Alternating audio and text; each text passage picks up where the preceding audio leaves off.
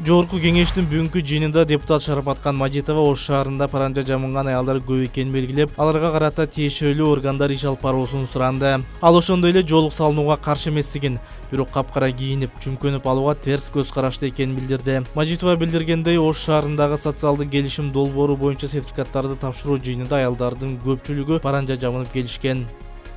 СОС пакет боюнча 100 000 сомдук сертификатты тапшырганы барганда Ошто өтө бир мындай окуяга туш болдук. Көпчүлүк сертификат алган аялдар паранжы көзүн гана көрсөтүп, кара эме кийип келишип алышты да, ошол Ошто көп экен, бирок алайда андай жок. Мына ошол жагынан дагы бир дин башкармалыгына чүмкөнбөсүн, жолук салына берсин, бирок эмне үчүн ушундай капкара кылып чүмкөнүп алышат, көзү гана көрүнөт. Мына ошол жагынан дагы бир тапшырма берип койсоңуз. Ичинде ондой жаш балалар эле дейт. Эмне болгон точно билбейбиз, скорый алып кетти дейт. Аэропорт жолунда. Алла сактасын, Алла сактасын. Бишкекте Манас аэропортуна бараткан жолдо 20 апрелде окуучулар түшкөн автобус жол кырсыгына кабылды. Башкаладагы номер 3 балдар ооруканасына кырсыктан жараат алган 20 бала түштү. Дарыгерлердин айтымында алардын 4-өө реанимацияда жатат, абалдары оор, бирок туруктуу. Саламаттыкты сактоо министрлигинин маалыматына караганда, кырсык тууралуу кабар тез жардамга саат 11:15 түшкөн. Номер 3 балдар ооруканасынын башкы дарыгери Акылбек Маманов Азаттыкка билдиргендей, азыр бейтапканада жаткандар 2012-2015 жылдар аралыгында туулган. 20 апрелде түшкө жакын Бишкектин Манас аэропортунун көздөй бараткан жолдо автобус менен кичи автобус кагышкан. Социалдык тармакка тараган видеодо кырсыкка кабылган автобус кызматтык экенин көрүүгө болот. Күбөлөр автобусту арттан ГОБАС шаттылы сүзгөнүн айтып беришкен. Министрлер комитетинин төрагасынын орун басары Эдил Байсалов ооруканада жаткан балдардын абалын көрдү. Саламаттыкты сактоо министри Гүлнара Батырова жабыркаган окуучуларга мүмкүн болгон жардамдын баарын көрсөтүлүп жатканын маалымдады.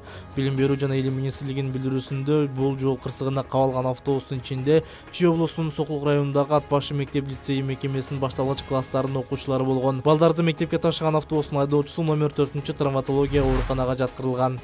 Кыргызстан менен Өзбекстан өкмөттөрүнүн ортосундагы автомобиль жана коммерциялык техника өндүрүшүн уюштуруу боюнча кызматташтык жөнүндөгү макулдашуу ратификацияланды. Бул тууралуу президенттин маалымат кызматы билдирди. Тийиштүү мыйзамга өлкө башчы Садыр Жапаров кол койгон. Завод куруу боюнча макулдашууга 2023 жылдын 27 январында Өзбекстандын президенти Шавкат Мирзиёев Бишкекке келгенде кол коюлган. Ал эми Кыргыз парламенти 16 март күнү мыйзам долбоорун 3 окууда жактырган. Долбоор 3 этап менен ишке ашырылат. Кыргызстанда 500гө жакын жумуш орнун түзүп, 10 000ге чейин автоунаа өндүрүшүн СКА методу менен уюштуруу.